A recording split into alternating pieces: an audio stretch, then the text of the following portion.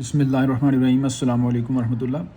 Dear students, उम्मीद है आप सब लोग खैरियत से होंगे। अच्छा, आज की जो लेक्चर है हमारा, इसमें हम गेस्ट डिस्कस करेंगे फ़र्स्ट ईयर मैथ्स का चैप्टर नंबर 6, 7 और इससे ऑनवर्ड 9 तक।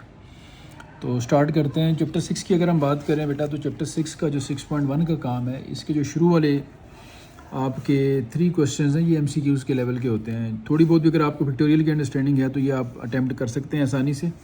बाकी जो इसका इंपॉर्टेंट काम है, क्वेश्चन 4 एक इंपॉर्टेंट क्वेश्चन है इसका। क्वेश्चन 4 के बाद 6 का फर्स्ट पार्ट और सेकंड पार्ट, और इसी तरह अगर हम आगे मूव करें तो इसका 6th पार्ट जो है। और अगर हम एंड में चले जाएं, क्वेश्चन 7 के पार्ट्स देखें तो ये ऑलमोस्ट सारे के सारे सिमिलर पार्ट्स हैं।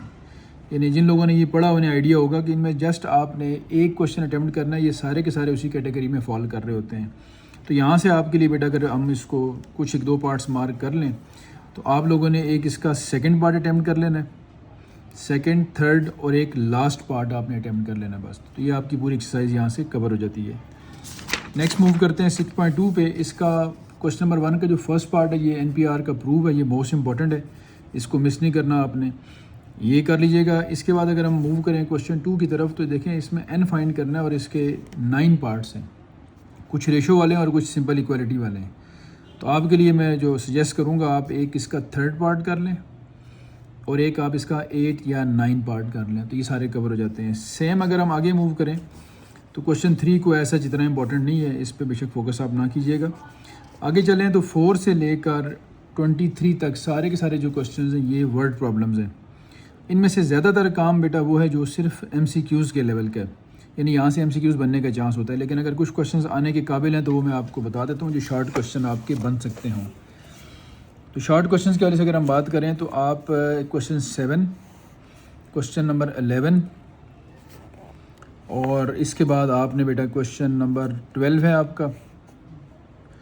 12 के बाद आप इसमें से अटैम्प्ट कर सकते हैं 15 और देन आप इसमें से अटैम्प्ट करेंगे, देन आप इसमें से अटैम्प्ट कर सकते हैं बेटा क्वेश्चन नंबर आपका 18 आ जाएगा। 18 के बाद 19 कर लें। तो ये सारे के सारे जो हैं ये आपके क्वेश्चंस कवर होते हैं। इसमें एक रिपीटिशन वाला केस है, जो अगर हम देखें क्वेश्चन नंबर 8, इसमें थोड़ी सी प्रिंटिंग मिस्टेक है। इसी 8 के पैरेलल एक क्वेश्चन है क्वेश्चन 20, तो अगर आप 20 कर लेंगे तो 8 आपका कवर हो जाएगा उसके अंदर। बाकी जो लास्ट वाले क्वेश्चन हैं इनका आने का चांस है, सच नहीं है। आगे मूव करते हैं जी क्वेश्चन आपके 6.3 पे। और 6.3 जो है, इसका भी जो पहले क्वेश्चन का पहला पार्ट है, ये भी एक प्रूव है, NCR का प्रूव है। ये भी बड़ा, जिस तरह वो NPR का प्रूव मैंने आपको बताया उस तरह ये भी बड़ा इंपॉर्टेंट क्वेश्चन है। बाकी अगर हम देखें तो उसी तरह से इसके 10 पार्ट्स बनते हैं टोटल। और इसमें से आपको लिए अगर मैं सजेस्ट करूँ तो आप इसका सेकेंड पार्ट कर लें, एक 6th पार्ट कर लें, तो ये सारे कवर हो जाएंगे आपके बेटा यहाँ पे। और अगर आगे मूव करें, यानी जो आपको मैंने सजेस्ट किए हैं, ये अगर देखें तो ये सारे सिमिलर हैं। इसमें से आप अगर ये 8th देखें तो ये भी वैसा ही लिखा हुआ है। सो आपने, यानी जो सजेस्ट मैंने किए आप लोगों को, उसमें से आपने अगर ये जो इक्वलिटी वाला है ये कर लें, NCR वाले जो प्रूफ छोटे छोटे लिखे हुए हैं, और एक आपने 6 पार्ट लाजमी करना है इसमें से। क्वेश्चन 2 की तरफ मूव करें तो इसमें भी वही सेम कैटेगरी आपको लग रही है, लेकिन इसके भी ज़्यादातर पार्ट्स MCQs वाले हैं। जैसे आप ये NC5, NC8 के को लिखा हुआ है, तो डेफिनेटली जिन लोगों ने पढ़ा उनको पता होगा, बाय कम्प्लीमेंट्री कम्बिनेशन n आ जाएगा 5 + 8 13 के बराबर। तो ये भी MCQs की कैटेगरी है। ये क्वेश्चन 3 भी मोर और लेस कह लें तो ये MCQs ही बन सकते हैं यहाँ से आपके। इसमें से अगर 2 में से करना है तो एक 6 पार्ट कर लीजिएगा बेटा, और अगर 3 में से करना है तो इसका 4th पार्ट कर लीजिएगा।